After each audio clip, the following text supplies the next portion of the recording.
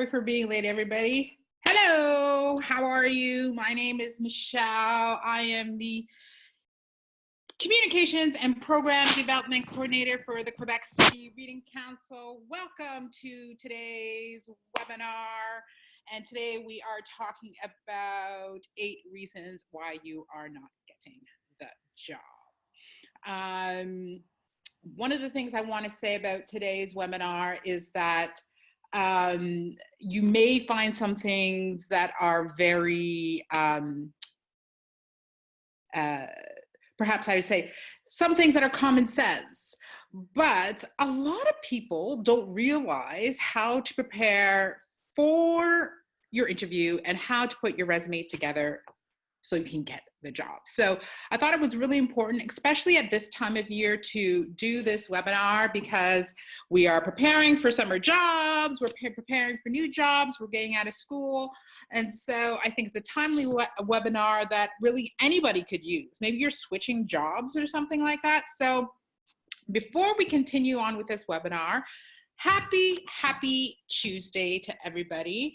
I want to tell you a little bit what's happening this month. Of course, today we are doing the webinar on 8 reasons why you're not getting the job, and we'll give you some tips. On March 19th, so that's next week at the same time at 12:15, we are going to be doing a really interesting webinar on how to find remote jobs online and how to prepare for them, because we live in Quebec City.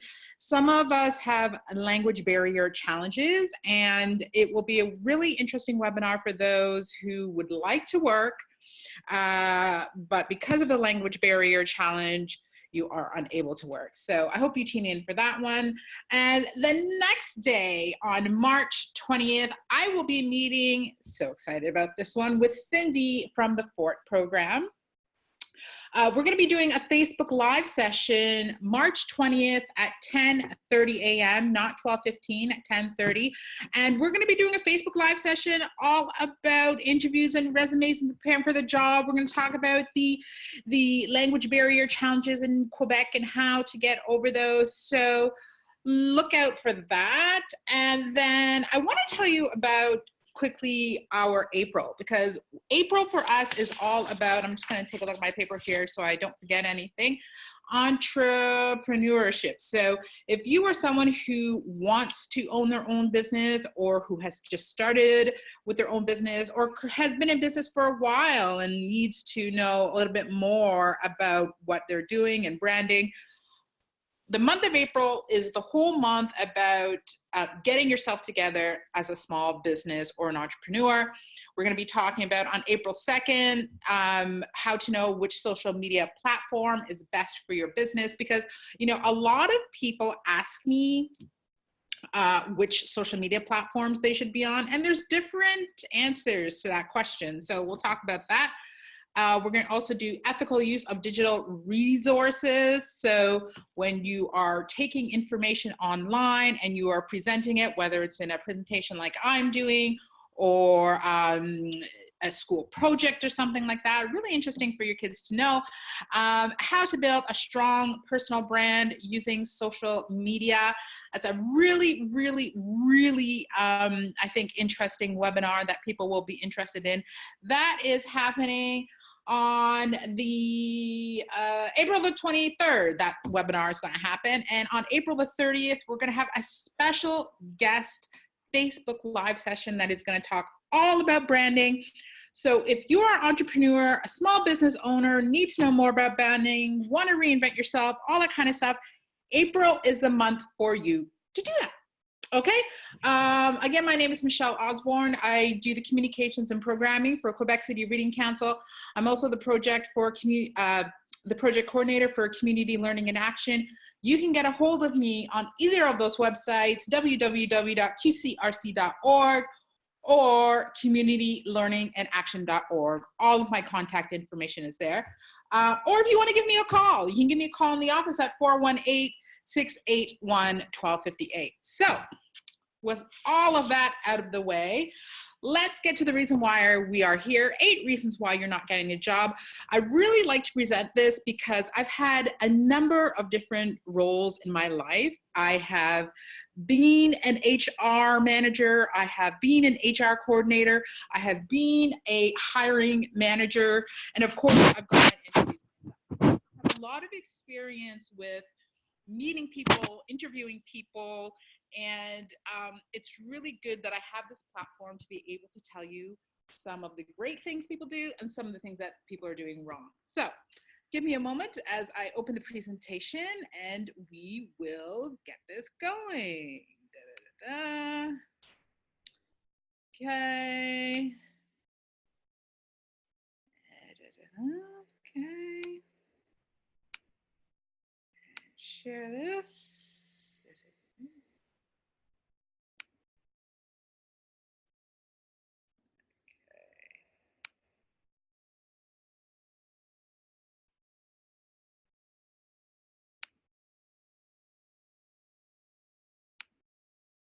All right. Here we go. 8 reasons why you are not getting the job. Let's start.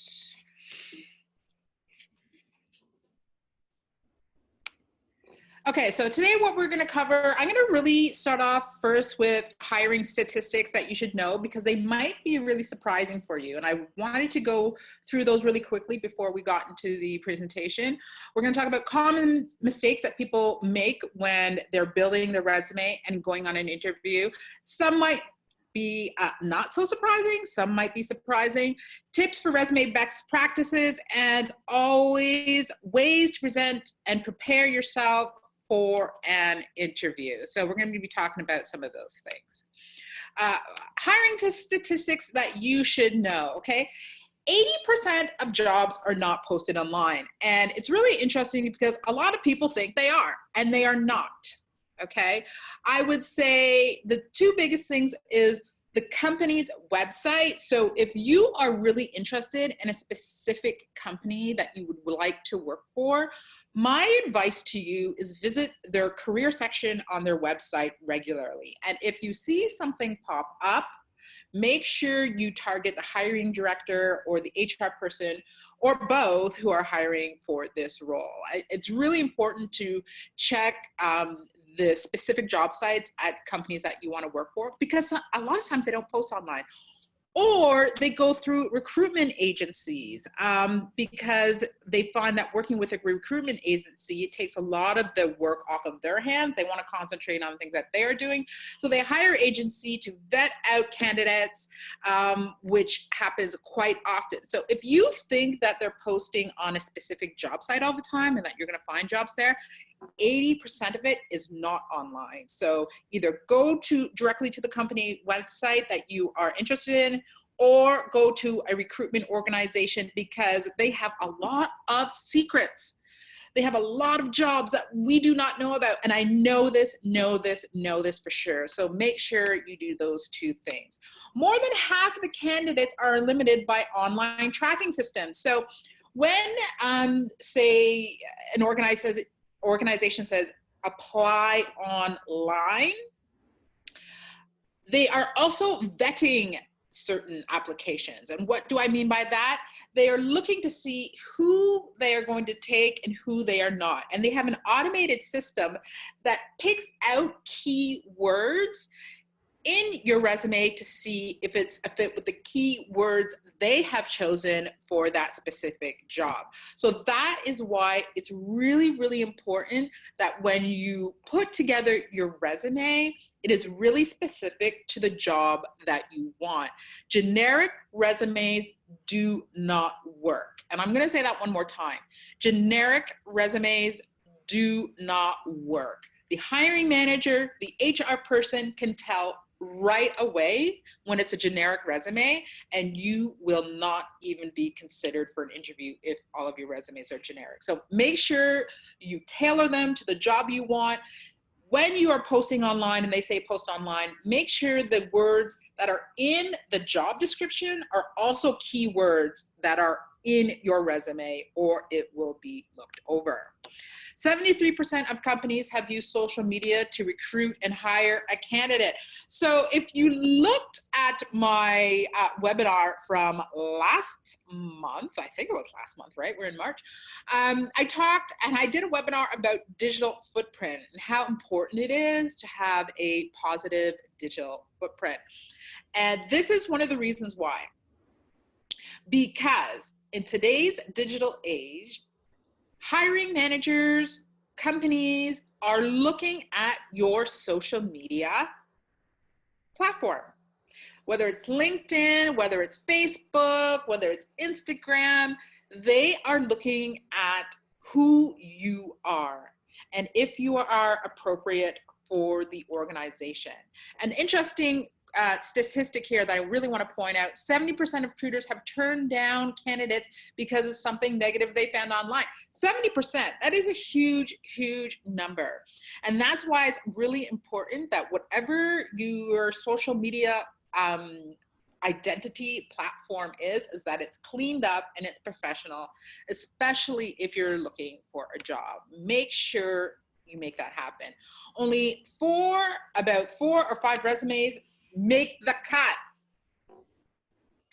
I know this for a fact, okay? When I hire somebody or I'm looking through resumes, I literally take less than 2 minutes to look through a resume at the first glance, because I know if someone has put in the effort to, first of all, tailor their resume, make it clean, spell check it, reread it, the whole thing. And so if you don't make a good impression in the first 30 seconds of when I pick up your resume, it is going to go into the no pile. Hundreds and hundreds and hundreds of resumes are sent to organizations and HR departments every day for different types of positions, and literally only 4 or 5 make the cut. So make sure that yours stands out. And sometimes I won't even say 4 or 5. There's times where I've received 300 or 400 resumes and I can only pick out 2 or 3 that actually would make the cut. And sometimes it's not even necessarily the qualifications. A lot of the times it could be how they put their resumes together, because someone might have really great qualifications, but if your resume is full of spelling mistakes or it's poorly put together, you are still going to get passed over. So don't think it's just about what is in the resume, but it's about how you put it together.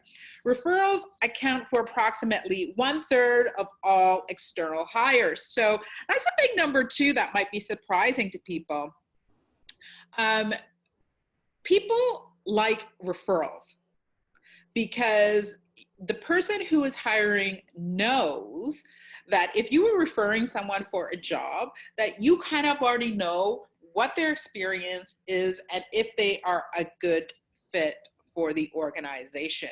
So make sure that, number one, you never burn your bridges when you leave a past organization. That's a big mistake that a lot of people make, because you never know when you're going to need someone from the other organization, or when you are going to need a referral, or sometimes you've worked with someone and they can refer you for a different job, or maybe you want to refer somebody. So it's really important that you keep a good relationship with an organization or people in the industry that you work with, because you don't know when you'll ever need them.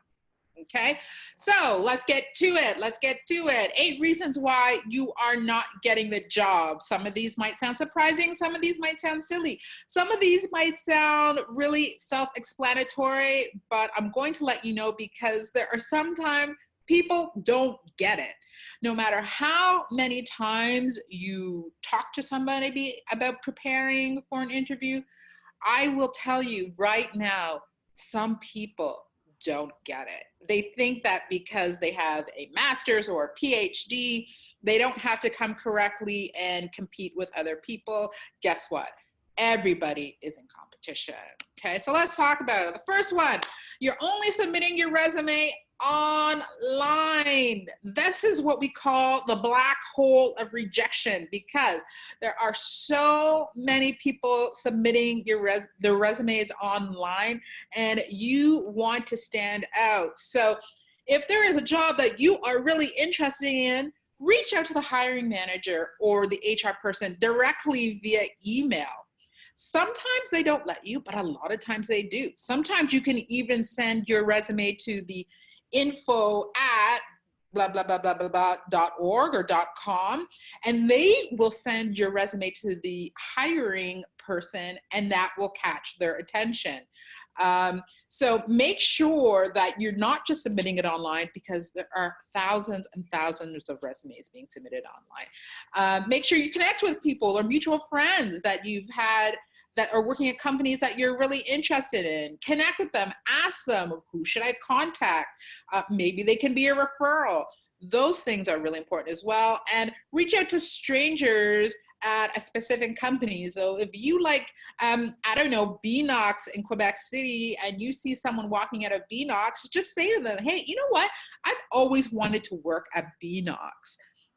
Do you have the contact person's name for the hiring manager, the HR department? It's really important to be able to step out of your comfort zone and do that. Next, poor digital media footprint. Look at my guy here with the gangster picture. Okay, so this keeps coming back up and up, right? This is a common theme that's coming back up. Do you see it? Do you see it? Do you see it?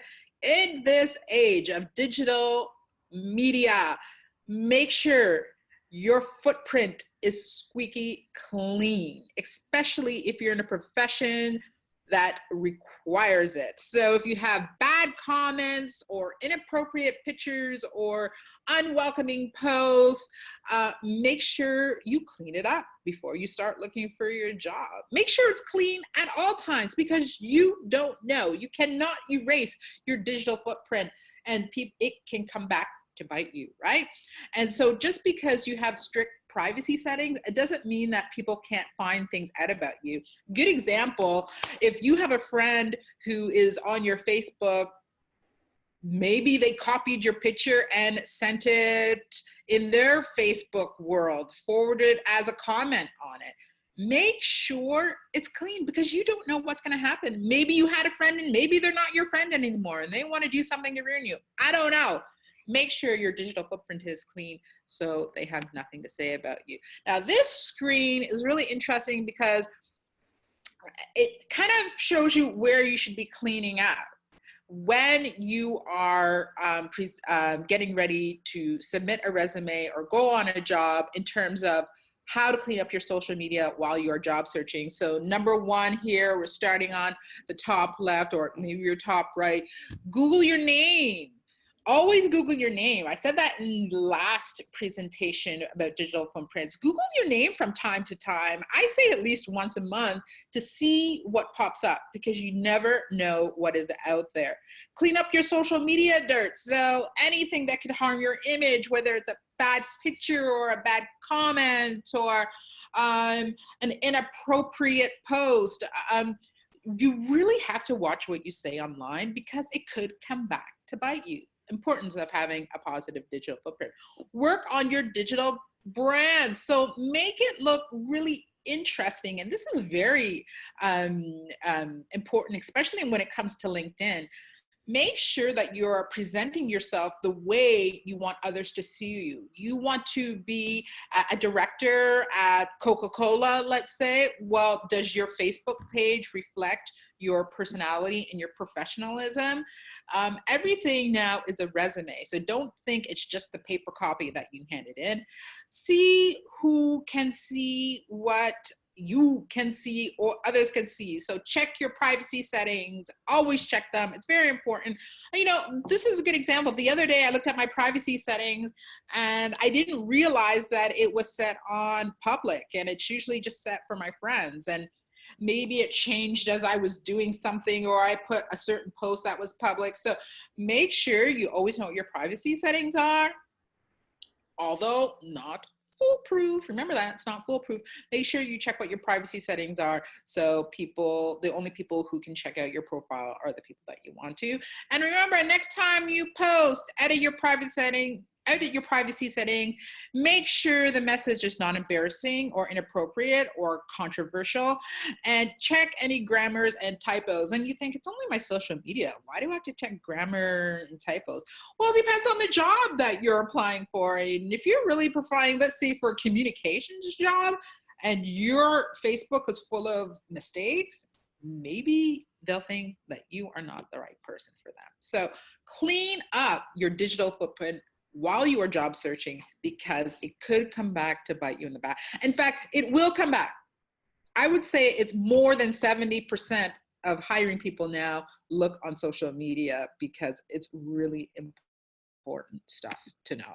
Number 3, you were sloppy on your resume or in person. So you didn't do a cover letter. It's interesting when I receive resumes that have no cover letter, because it shows me that you did not put work into trying to get this job. And I will always, and most hiring people will, pass you over. I won't even look at it. I'll be like, okay, where's the cover letter? No cover letter. Okay, I don't care what your background is. I will not look at it. Too many mistakes. Listen, let's talk about this one for a second. Make sure that when you put together your resume, you reread and you reread and you reread again. And in fact, get one or even better, 2 other people to look at your resume to make sure that there are no grammar mistakes, spelling mistakes, because sometimes you look at your resume and after you've looked at it several times, it looks all the same to you. You think it's perfect, it's all the same. Having somebody else read it, they can catch things that you don't see. So I can't stress this enough, how important it is to make sure there are no spelling mistakes in your resume. You put too much personal stuff in it. It's interesting. I saw a resume the other day that had the person's picture. She had pictures of her family, and I saw this one that had their birth date on it, and I thought to myself, I have no idea what this person is applying for. I mean, so perhaps there could be industries where that is important, but for the most part, if you are doing a resume, take your picture off. Do not include where you go to church. Do not include your social insurance number. You would be surprised about how many resumes I have that include those things, and I immediately pass them over. One of the reasons why you don't want to put your picture or your cultural background or religious background on your resume is that someone could be prejudiced against you and not like that type of culture or feel weird about having. You don't want to put anything out there where you could be discriminated against. And those things are cause for discrimination, and they're not important for them to know. They just need to know what your background is and can you do the job, okay? It wasn't tailored to the position. Your resume, you didn't tailor it. Generic. There's nothing worse than a generic resume, and a hiring manager or an HR manager can tell right away when your resume is generic. So you need, it could be a lot of work, and it is a lot of work. When you're handing out several resumes at a time, you think, oh my God, I'm handing out so many resumes, I can't possibly tailor them to, yes, you can possibly. Yes, it will take a lot of work. And that's the process of looking for a job. Make sure every resume that you do is tailored to the job that you're applying for.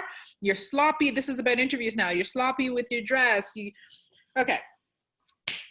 Let's talk about this one for a quick second. You're sloppy with your dress. Some people think that because they've put their resume in and they got a good personality, they've already been handed the job. Not the case. Make sure that you research the culture of the company and dress according to that, okay? Some people think, okay, well, it's a very casual company, so I'm gonna come in my jeans and a t-shirt like I just woke up.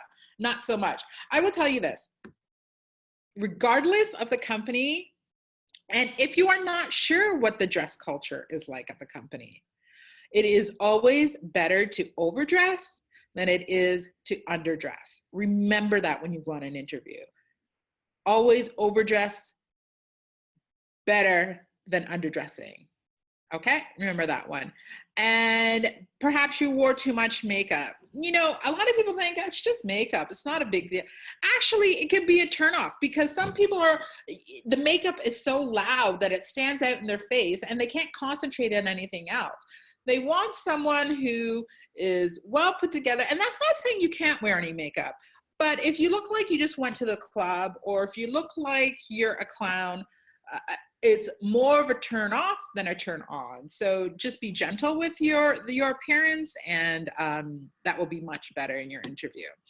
Now we're going to take a look at a couple of example bad resumes, and I'm going to show you some common mistakes here. Bad date formatting. So if you look at this resume here, it says the year 2014 to 2015. Okay, I don't know if that meant you worked there for a year, or if you worked there for 5 months, or if you worked there for 1 month. It is always, always better and important, actually, to put the month in which you started. You don't necessarily have to put the actual day, like February the 14th, but it's always best to put the month that you started and the month that you ended, so you know how long somebody has worked there. 2014 to 2015 doesn't say anything to me. We want to know how long, so then we can see for what reason you were there for 3 months, or for what reason you were there for only a year. So that's really important to know. Spelling mistakes. I talked about this earlier. Reread, reread, reread. There's nothing worse than having a number of spelling mistakes in your resume. It shows that you haven't taken the time to read and prepare yourself. So you will get looked over. I guarantee you will get looked over. Personal picture. Why is your personal picture there?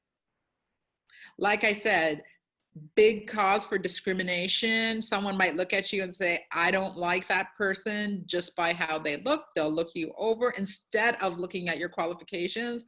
And they don't need to see what you look like. They just need to know that you can do the job. And in general, bad template formatting. So, you know, you look all over the place on this resume, the tabs are off, the spacing, it's crowded. Make sure you get really good examples online. And there's some great examples on there. And if you don't know how to do it, hire somebody to do it. Hire somebody who does this for a living, who knows exactly how to put a resume together, and will proofread it for you and do all of those things. Let's take a look at another bad resume here. First thing, too much information in the education section, and too much information that's personal. This person has their gender on here, they have their date of birth, they have their nationality, their marital status. Some people think that it's absolutely unimportant and cause for discrimination. So do not include any of your personal information like that. All you need to know, put on there, is your name and your contact information, how they can reach you, and that will be enough. You don't need any of that other stuff. You can also look at, they have their grades in their subjects. You know, they have where they went to nursery school, where they went to primary school. More than anything, if you say you're a high school student, you're going to have your high school on there because you haven't been through any of post-education.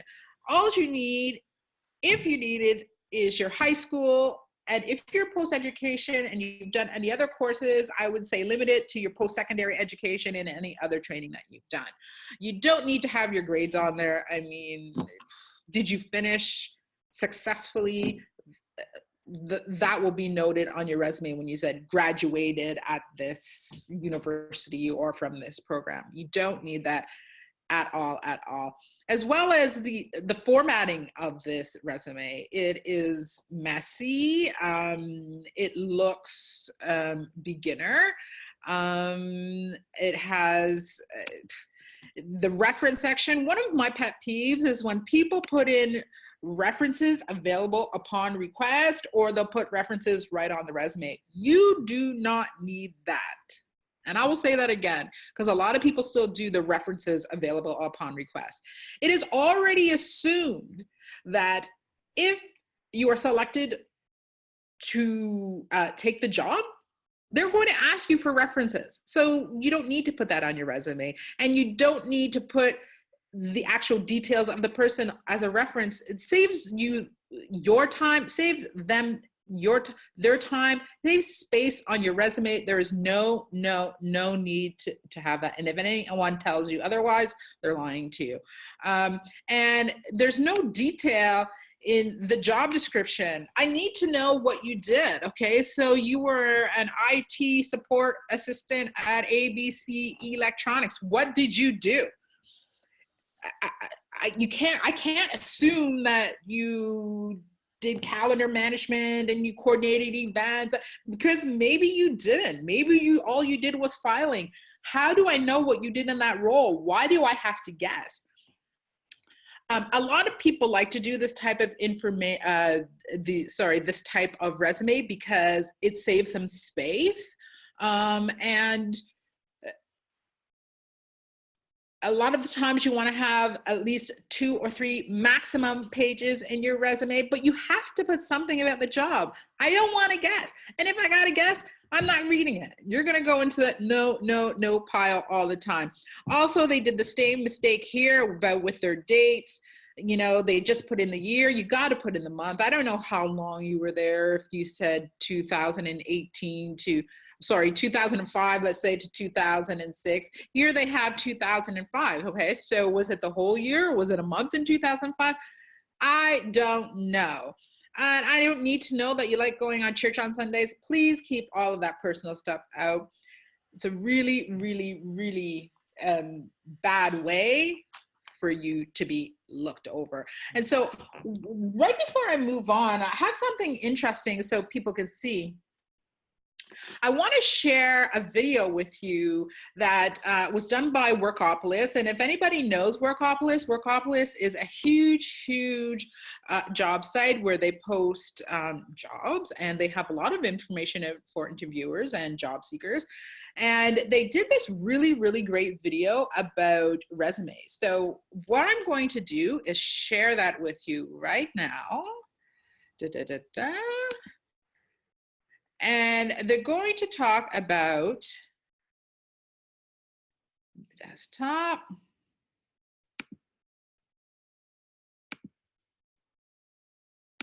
There we go. Sorry, give me one moment here. We're just doing a little.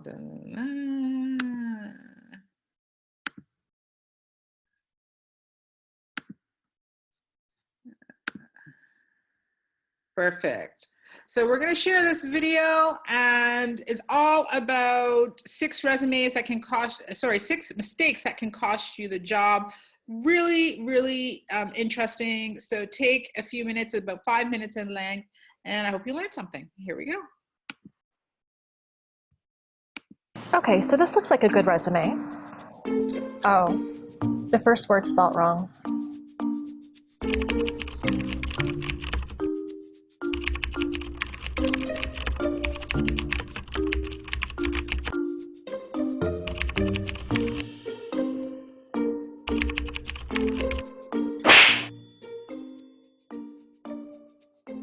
Okay, so on this resume here, I see we have another spelling mistake.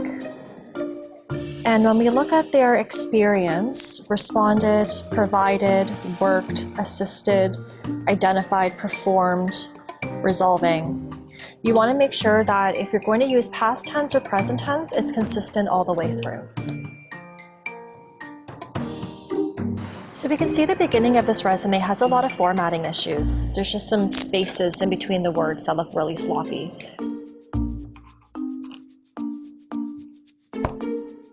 Always make sure to get someone that you trust to proofread your resume for you.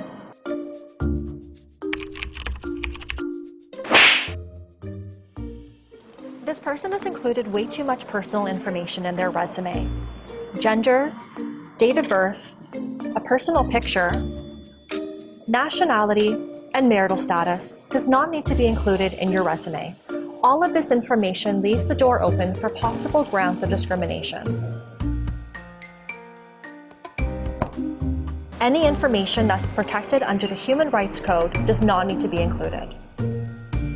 While the protected grounds may differ from province to province, the main ones that are usually covered are race, nationality, ethnic origin, color, religion, age, sex, sexual orientation, marital status, family status, and disability.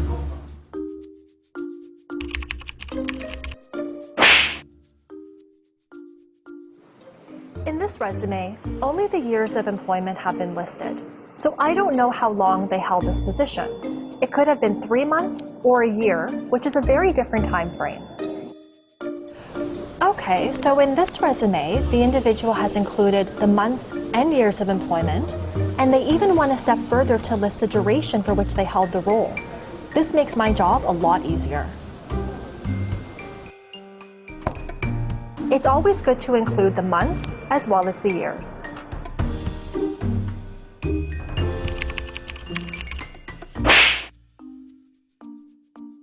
So in this resume, we can see that this individual has provided a long list of things that they've done in this role. So they provided technical support, they performed troubleshooting, performed log analysis, assisted customers, etc. So while they've done a good job of listing out all of their responsibilities within the role, they haven't given us any information to say how they were successful in that role. So what were their accomplishments? Was there any cost savings? Here they attended some technical training. What was the return on this investment? What was the outcome? You don't want to just list everything, you want to tell me how you were successful and what you achieved. You want to get away from writing your resume as though it's a job description. It's not. You want to focus more so on your achievements. I'm more interested in their accomplishments within the role. So things such as, was there a return on any investments? Did they save the company money? Were they able to make processes streamlined, more efficient?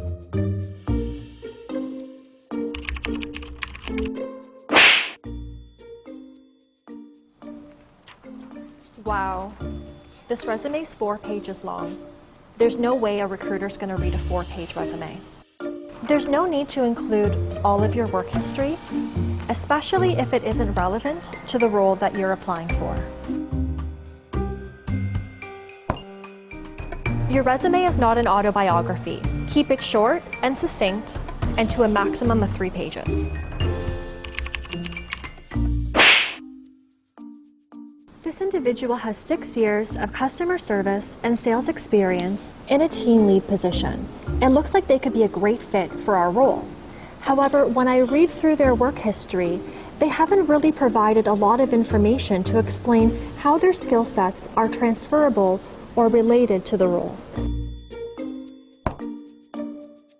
A resume needs to have a purpose. It should tell the recruiter why you are a good fit for the position and what skills you can bring to the team. It's important to tailor your resume to every job you apply to. A cover letter allows you to show your personality and explains why you're the perfect fit for the role. Don't just submit a generic template that doesn't tell the recruiter anything other than the job you're applying to. Use your cover letter to explain why you are interested in the role, how your experience will add value, and how you will be successful. A T-style cover letter is a great format to use because you can show all of this information and compare the employer's job requirements with your own qualifications.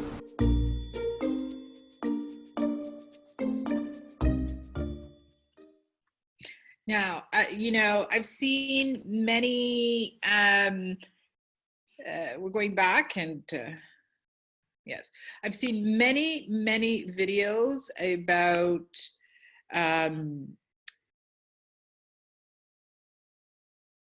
sorry, let me just go back here for you.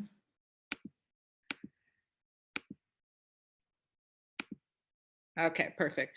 I've seen many videos about resumes, and this one was really spot on because They named some of the big reasons why resumes get passed over. And it was interesting. I really liked the recommendation of the T-style cover letter of saying, okay, here is what the company needs, and here is how I'm qualified to meet the need of the company. It's precise, it's short, it gives them exactly what they need to see if you are the appropriate candidate. Next, we're moving on. You didn't do any research about the company and its industry. And it's so obvious, okay? One thing that I know as I hire is when someone asks me a question that the answer is very obvious, or they could have found online. And if you ask me those types of questions, it means you didn't do your research, which means you're not really interested in this job. So it's important to do your research and don't ask questions that you could have found the answers for before coming to the interview. You smell bad or too much of smoke or perfume. Okay, I know that there's smokers, and you can be a great employer and still be a smoker. That's not the issue. The issue is that you are nervous before your interview, or you want to relax a bit, so you have a smoke, and then you go in and you think you're gonna smell. You always smell a smoker. So make sure that when you are on your way to the interview, you do not have a cigarette. Your jacket will smell, your clothing will smell, and it is a huge turnoff. And 99% of the time, you will not get the job just because of how you smell. Same thing with perfume. If you come stinking of too much perfume and the interviewer cannot pay attention because they are trying to block the smell, you probably won't get the job, because it's a turnoff. And a lot of people don't think that. People will think that, I'm going to put on a lot of perfume, I'll smell beautiful, I'll smell nice, and I'll smell fresh. No, the best thing for you to do is either wear very little perfume that's very light. And my biggest recommendation is actually not wearing perfume at all. Just make sure you're showered and you're neat and you put deodorant on so you don't smell, because you don't know who the interviewer will be or how they feel about scents of perfume, or if they're allergic or anything like that. So my best advice is not to wear any perfume at all, and just make sure you are showered and clean and deodorized, let's just say. You don't look the part. So you didn't research the culture of the organization, so you don't know if you should be dressing very conservative or if it's a creative organization, so you're doing semi-conservative and maybe a little bit more creative. Maybe you're working at a fashion company and they want you to have a specific look. Make sure you do thorough research of the company. Maybe you know somebody in the company, and it doesn't hurt to ask somebody what the culture is like in the company, so you are ready, because you don't want to go into a really casual creative company looking like a stiff corporate person in a three-piece suit. But you don't want to also do the vice versa. You're at a very conservative company. They expect you to wear a three-piece suit, and then you come in with jeans and a t-shirt. It just won't fly. So make sure you do your research. It's a big thing. And number 8, you have unrealistic salary expectations. So whatever job you are applying for, make sure you know and have done the research on, okay, so I'm applying for an administrative assistant position. How much normally is the range of salary, the salary range for this type of admin assistant in this type of industry? Do your research. They have it online. Google knows. It can tell you. And as well, if you think that, okay, I know they're saying, this industry is saying it's about this much, but I have so much more experience that I'm going to ask for this much if I get the opportunity to. That is fine, but if you go way above and beyond, they're going to think that you're unattainable and they won't have you come in. Or If they're really still interested, what they will do is ask you why you deserve that, and make sure you are prepared to say why you deserve more than the average. That's really, really important. So make sure you do your research at all times. So resume best practices. We're going to quickly go through this. We're almost near the end, but this is just a few tips to help you understand what will help you get your foot in the door, and as you get your interview, what will help you get the job. First is make sure that your name and contact information is always included at the top. It should be the first thing they see, and that is easy to read. Limit your resume to no more than 3 pages. When you go into 4 and 5 and 6 pages, they're not going to read it. In fact, they will be like, they didn't understand how to put a resume together, and they will pass you over. You do not have to put every single job that you've ever had on your resume, and make sure you choose the one that is most appropriate to the job that you are going for.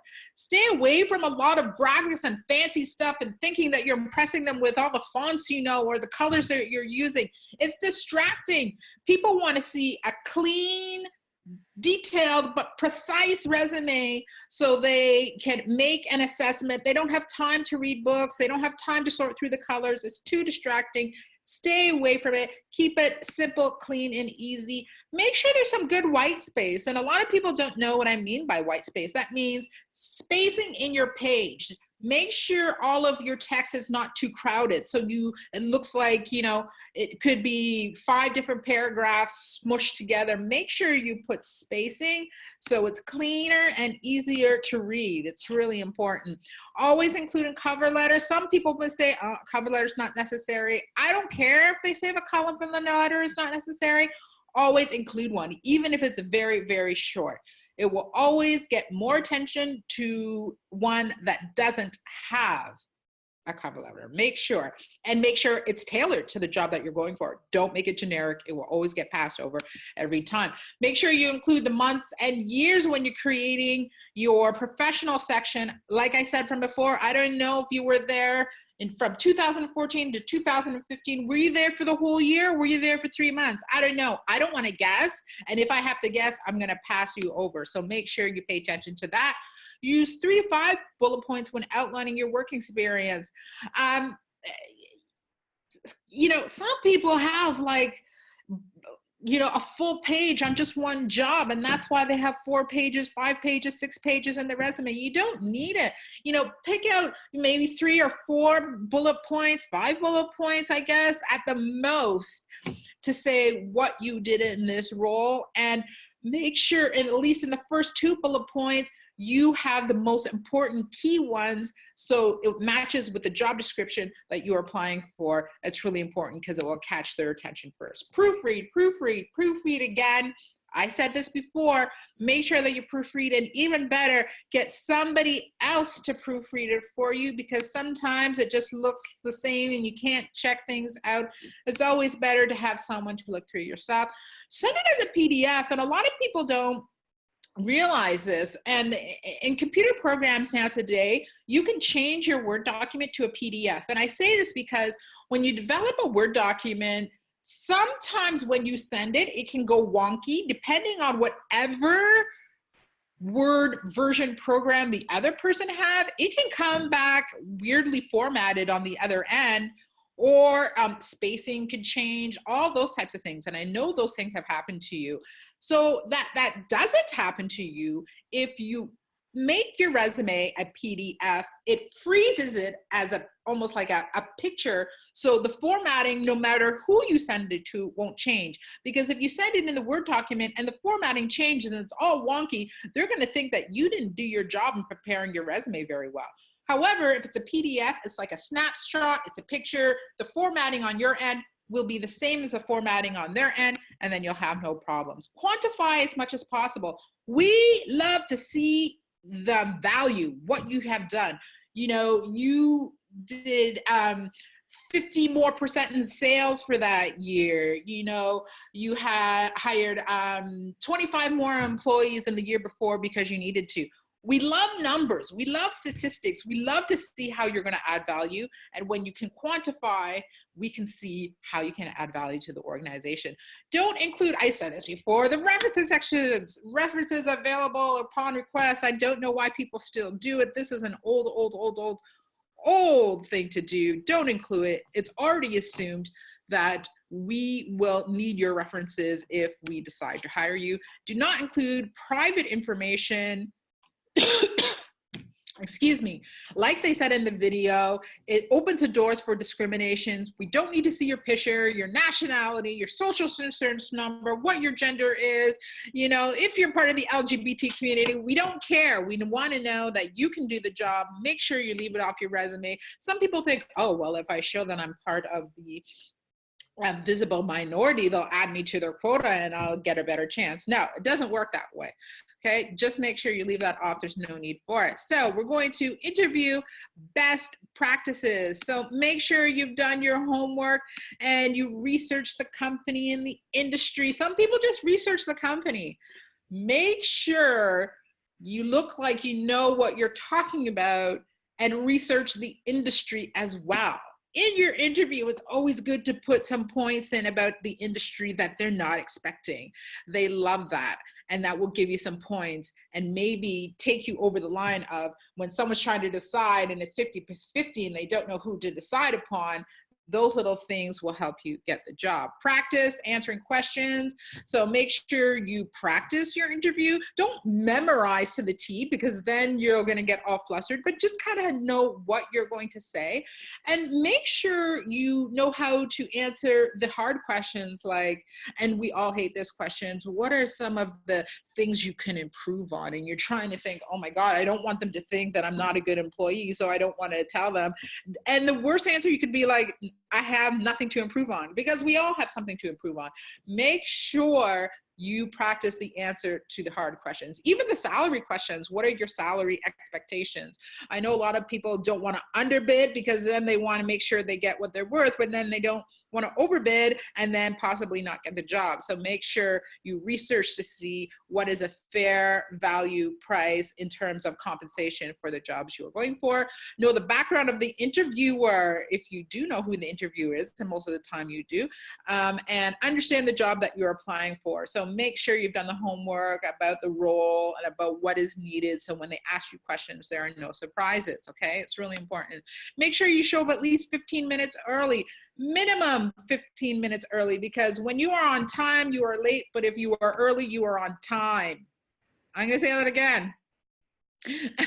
When you are on time, you are late, but if you are early, you are on time, because you may need to go to the washroom, you might get stuck in traffic. Make sure you plan for plenty of time to get to your interview. You do not know what is going to happen.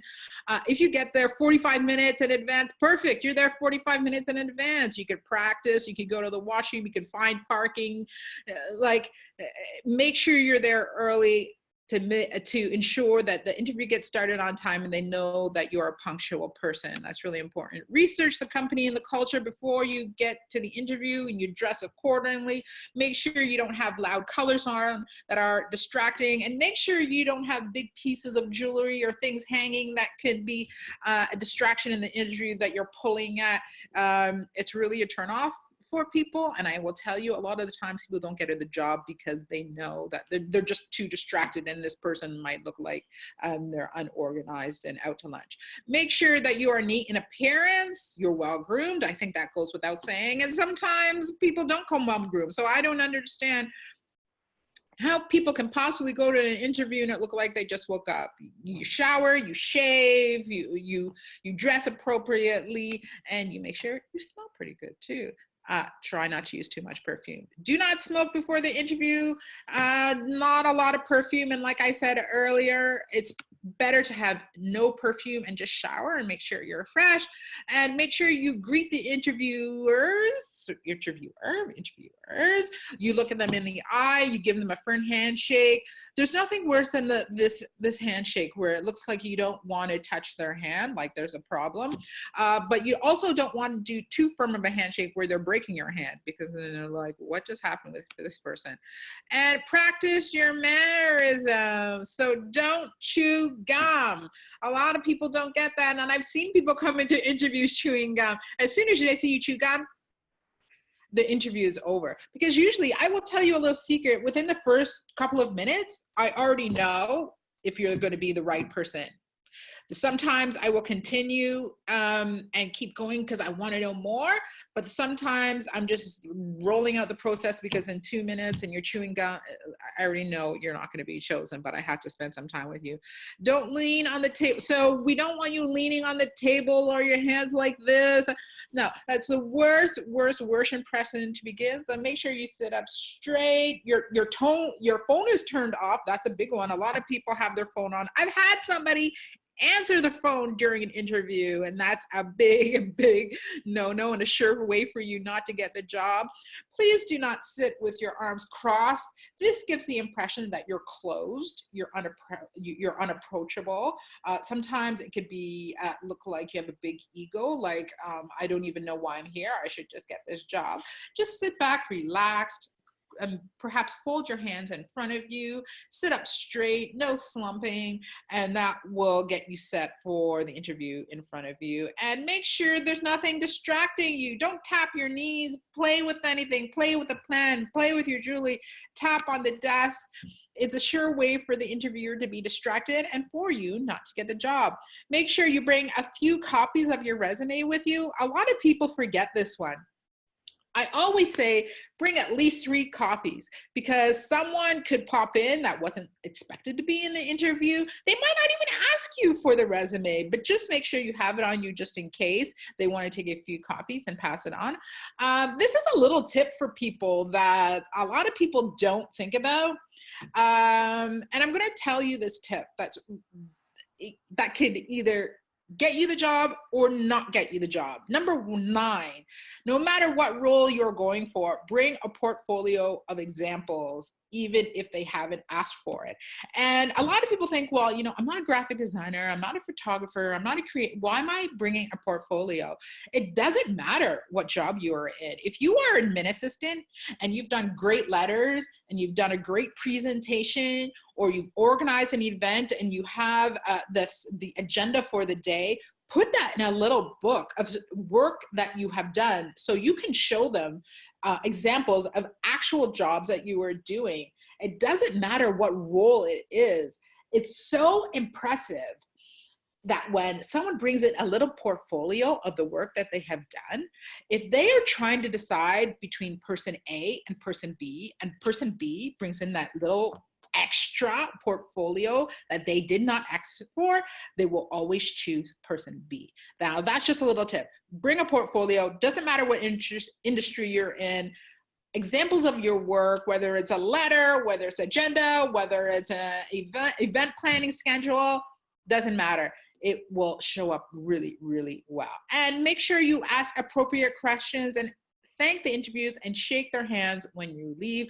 So in terms of appropriate questions that you could not find online or you would not know unless you were part of that organization. But if it's questions that you could have gotten online, like when was the company established or who is this manager, it will show that you didn't do your homework. But make sure that when you leave, for sure, look them back in the eye, shake their hands, and leave with a pleasant ending.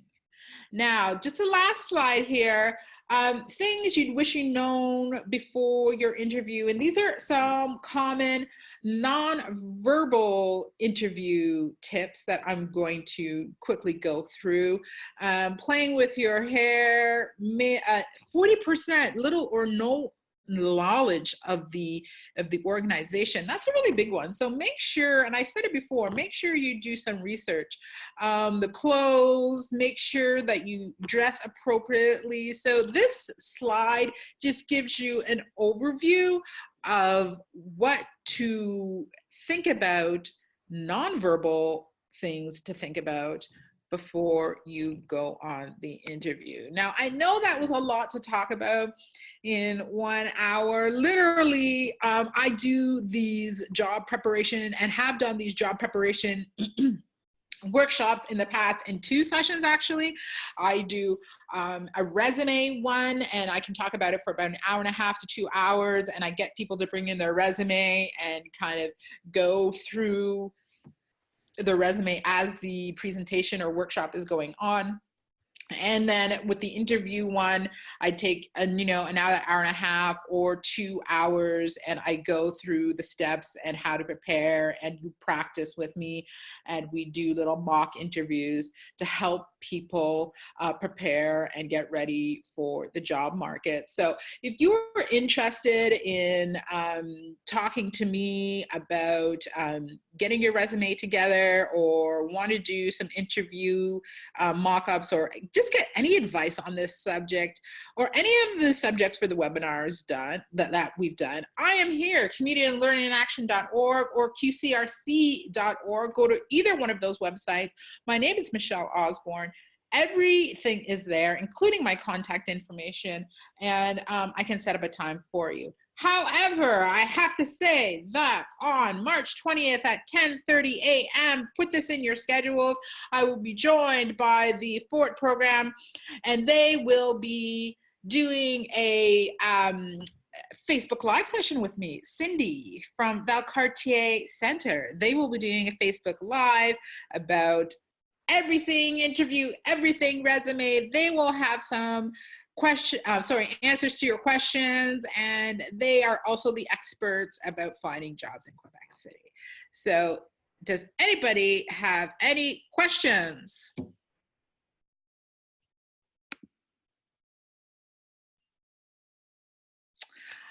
Well, thank you, everybody. I appreciate you joining me. I hope this video has been helpful to you. It will be posted online on qcrc.org. It will also be posted on communitylearninginaction.org. And we will also be posting a PDF version of the presentation for you if you need to access it. We are all about accessibility at QCRC. So if you are unable to join me today, or if there was someone that couldn't join today but would like to see this webinar, please direct them to their website. Until then, we hope to see you next time. We'll see you next week. Bye-bye.